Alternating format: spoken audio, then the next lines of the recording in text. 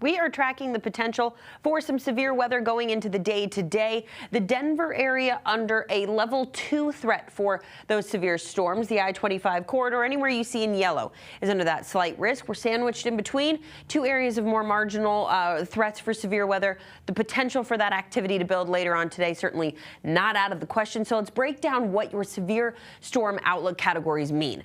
A marginal risk, where we see the green, means that those isolated severe storms are possible, whereas a slight risk means those isolated to scattered storms are expected. So that's what we are looking at going into the afternoon here in Denver. Now, as far as our storm threats are concerned, we have the risk of picking up any of our severe storm threats, with the greatest threat being hail for us, at least along the Front Range. We are talking that threat for hail larger than an inch, but we also have that potential to see some of those strong damaging winds gusting in excess of about 60 miles per hour.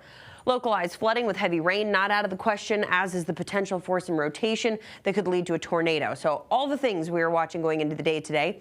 Now, as far as that storm chance is concerned, we got to get that cloud cover to break up through the morning hours, and into the afternoon we'll start to see those storms fire up in the high country about 12 or 1 o'clock. Working their way into the foothills around 1 or 2 and likely crossing into the Denver area after about 1 today. We could catch an early storm around 12 or 1, but I'd anticipate more of that activity picks up later on about 2 o'clock this afternoon. We're going to continue to see those scattered storms roll through the I-25 corridor out into eastern Colorado. Lingering moisture takes us into the night tonight, but that severe threat will start to diminish as we do head into the evening and overnight hours, of course. So we're certainly keeping our eye on all of that. The other thing we'll watch today is our smoke forecast. We have smoke burning from wildfires in western Colorado that has started to pour into our sky.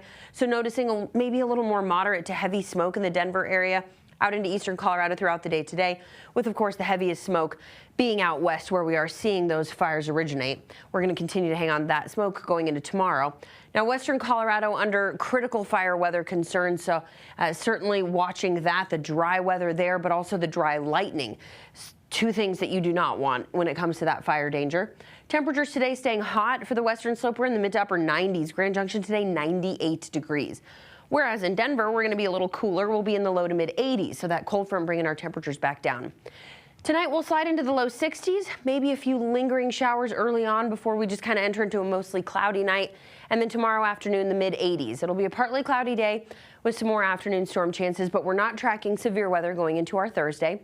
As you'll notice on Featurecast here, some of those storms starting to hit the high country, mainly south of I-70 before about noon, and those showers will continue to kind of spread off towards the north and east as we do head through the day tomorrow.